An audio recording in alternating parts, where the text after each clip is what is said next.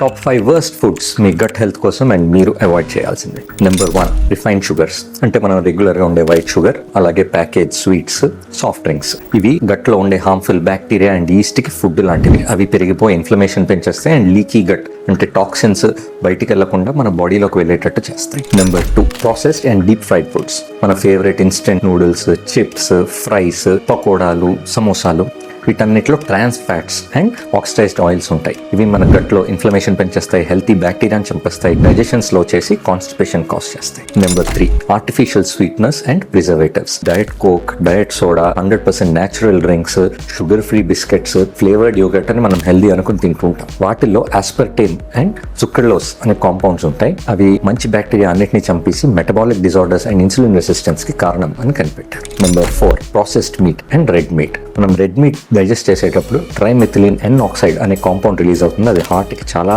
Harmful and heart attack risk పెంచుతుంది. Processed మీట్స్లో ఉండే nitrites మన గట్ లైనింగ్ని కూడా డ్యామేజ్ చేసి ఇన్ఫ్లమేషన్ని కాజ్ చేస్తాయి. Number 5, alcohol carbonated drinks. ఇవి గట్లో ఉండే లైనింగ్ని ఇన్ఫ్లమేషన్ కాజ్ చేసి, లీకీ గట్ కాజ్ చేసి, బ్లోటింగ్ కాజ్ చేస్తాయి. ఈ హార్మ్ఫుల్ ఫుడ్స్ అన్ని మీరు ఎంతవరకు అయితే అంతవరకు అవాయిడ్ చేయండి.